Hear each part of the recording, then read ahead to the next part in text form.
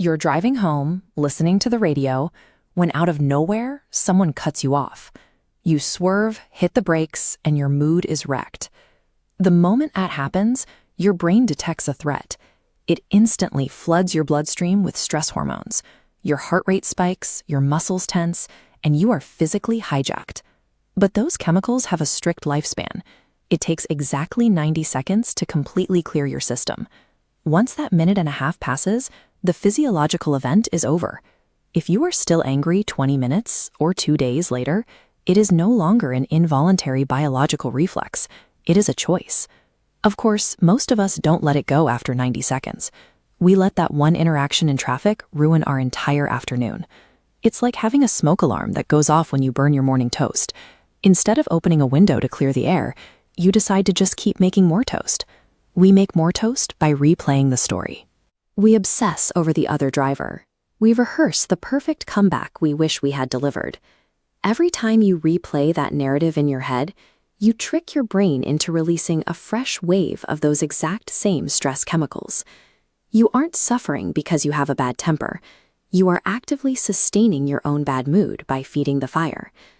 Between the moment an event happens and the moment you react to it, there is a space, a microscopic gap in time.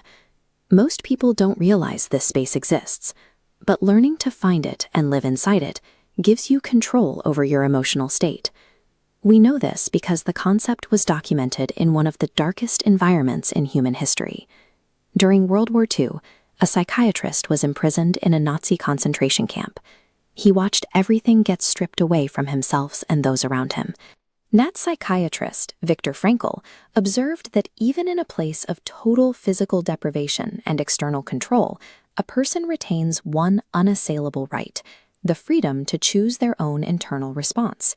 If the power to pause and choose your reaction exists inside a concentration camp, it certainly exists when your coworker sends a passive-aggressive email. We often tell ourselves that other people push our buttons, as if we're helpless remote controls. But nobody has the power to dictate your feelings unless you hand them the remote. When someone pushes a button, they are just pointing out a place where you still need healing.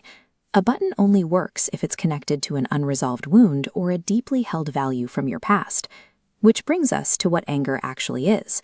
Emotionally, anger acts like a security guard. It is a tough, aggressive front that shows up to protect something much softer. Imagine a partner forgetting an important anniversary.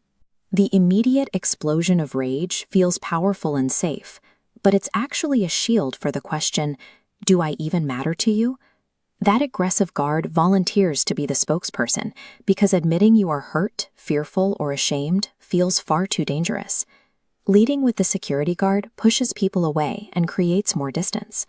When you learn to identify and speak from the vulnerable emotion hiding underneath, you address the real issue and diffuse the conflict.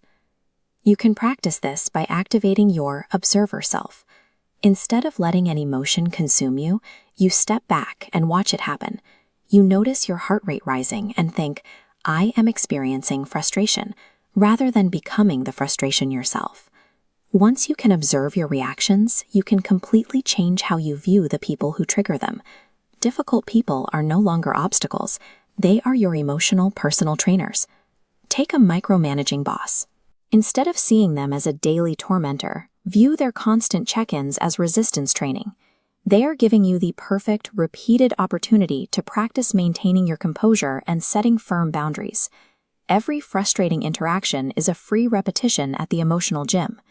When you adopt this mindset, you stop suffering through conflict and start using it to build your emotional immunity. Understanding the psychology is only the blueprint. If you don't apply these concepts the next time you feel your pulse quicken, your brain will continue to default to its old reactive patterns. Intentionally holding the space during that 90-second window physically starves the reactive pathway. By refusing to feed the story, your brain redirects resources toward your logic centers, thickening the neural connections required for self-control. Those rare people you know who stay perfectly calm in the middle of total chaos aren't superhuman. They have just practiced this exact pause so many times that their brain automated the response.